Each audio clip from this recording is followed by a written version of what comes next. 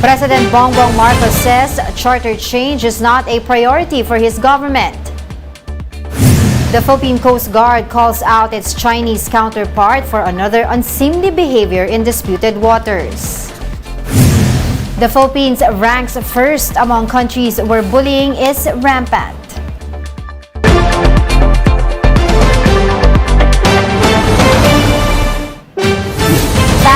Focused and fearless. Here's a roundup of stories we're watching now. I'm Angela Lagunzad. President Bongbong Marcos says 3 Japanese firms have committed to the proposed Maharlika Investment Fund or MIF. But the chief executive refused to provide further details, especially on the identities of the investors. The MIF is now being scrutinized by the Senate after hurdling the House of Representatives in December. We have some commitments, but then I don't think it's appropriate for me to name who they are. But they have, there were already 3 commitments, a substantial amount that they are willing to invest in the fund. So we can begin there. Meantime, the president still wants the Regional Comprehensive Economic Partnership or RCEP despite concerns that it will affect the local agriculture sector. However, Marcos Jr. clarified that he is not lobbying for the ratification of RCEP at the Senate. RCEP involves the 10-member Association of Southeast Asian Nations and other countries. If you think about it, we are the only ones left na hindi pa nakapag-ano ng RCEP. So we are leaving ourselves out. We are isolating ourselves from the free trade zone that ASEAN is. So sayang naman ng opportunity. So that's why I think RCEP will be a good thing. On charter change, President Marcos said it's not a priority of his government. Marcos explained that the 1987 Constitution does not need to be amended to allow more foreign investments. But it's not a priority for me. Because it's maraming ibang kailangan gawin eh. Maraming kailangan, there's so many other things that we need to do first that we can still do, we can achieve, makukuha naman natin yung gusto natin, but within the present constitutional, the way the Constitution is written. Senator Robin Hood Padilla says he will continue to push for charter change even if it's not a priority for the Marcos administration. The neophyte senator stressed that investment pledges from the president's foreign trips will not materialize without constitutional amendments. He also said that Filipinos will not feel the country's progress if the 1987 charter is not revised. In other news, the Philippine Coast Guard has accused China of aiming a laser light at one of its vessels off Ayungin Shoal. PCG said that the incident happened on February 6 during a rotation and resupply mission of the Philippine Navy. In a statement, the Philippine Coast Guard recounted that a Chinese vessel pointed a military-grade laser light at BRP Malapascua and later made dangerous maneuvers.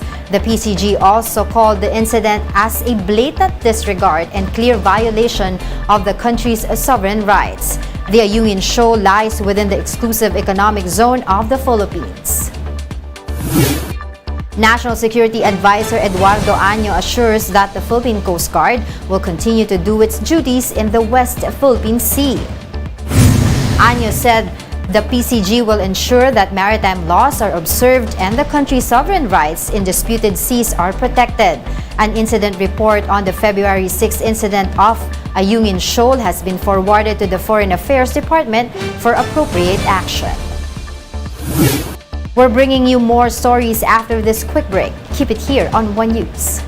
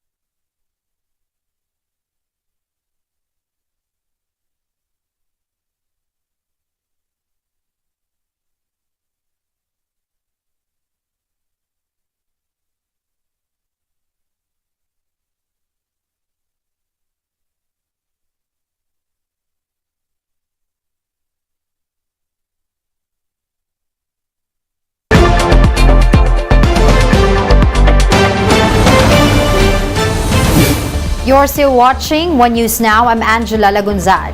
Senators are worried over the ranking of the Philippines in a statistics on bullying.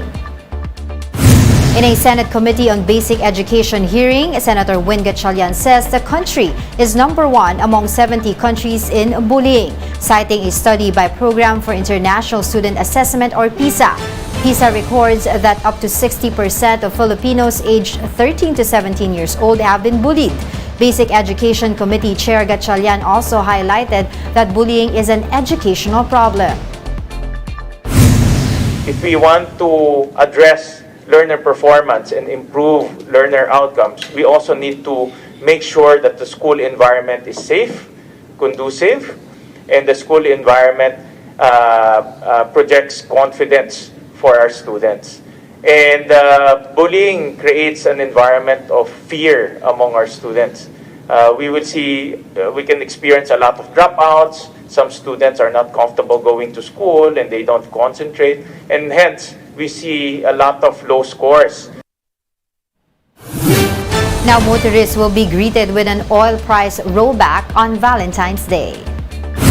Oil companies have announced a 2 pesos and 20 centavos cut in the prices of diesel, while kerosene will be cheaper by 2 pesos and 50 centavos per liter. There's no movement in the prices of gasoline. The new rollback is attributed to lower demand for oil and higher interest rates in the United States. The rain or shine Elasto Painters finally get a win after 5 games in the PBA Governor's Cup. The Magnolia Hotshots meanwhile cruised to a lopsided victory over the Barangay Ginebra Gin Kings. Marty Bautista has the details. The Blackwater Bossing were ahead by 8 heading into the 4th quarter of their matchup against Rain or Shine Elasto Painters in the PBA Governor's Cup. But Rain or Shine slowly erased the deficit through their hot 3-point shooting. Stay focused. Carrajos from downtown connects 3-point shots. This was followed by a 15-2 run to take the lead midway through the payoff period. The Bossing were unable to recover, enabling Rain or Shine to get its first win of the new conference, 122-117. Import Gregory Smith delivered in his debut with 38 points, while Leonard Santillan chipped in 16 markers. The loss sinks Blackwater to 1-5 in the standings. I wasn't really expecting him to score that heavily tonight. Just trying to help out the team in different ways, but that's really a big bonus for us. If we can score, create for others, play defense. Last quarter, he was really key to stopping Troy Williams on the other side. Meanwhile, a 15-2 rally also spelled the difference in the latest edition of the Manila Classico between the Magnolia Hotshots and Barangay Ginebra Gin Kings. This pushed their lead to 18 points as Ginebra played the chasing game the rest of the way. The basketball goes to De La Rosa, launches from deep, that's good for 3. Oh, that's huge. The lead ballooned to as much as 31 points in the second half. Final score, 118-88 for the Hotshots. Magnolia import Antonio Hester flirted with the triple-double with 28 points, 18 rebounds, and 9 assists. Team captain Mark Baroka had 21 points off the bench. The win is the second in a row for Magnolia, while Ginebra's winning streak in the new conference ends at 3. We need to enjoy the defensive battle kasi yun lang yun eh. That's only chance against Ginebra, against an elite team, a talented team like Ginebra. I love the effort because sabi namin, we cannot match the effort. We need to surpass the effort of Ginebra in order for us to have a chance. PBA action continues this Wednesday at the Mall of Asia Arena. Blackwater and the TNT Tropang Giga will match up first at 3 p.m., followed by Northport Batang Pier and San Miguel Beerman at 5:45 p.m. Catch the games live on One Sports and TV5. For News 5, Marty Bautista. We are One News. Pop and R&B superstar Rihanna returned to the stage for the halftime show of Super Bowl 57. Rihanna sang a fast-paced medley of her hits atop a floating platform above the Super Bowl field at the State Farm Stadium in Arizona. She was eventually lowered to the ground as she went through her songs Only Girl in the World, Rude Boy, and Work.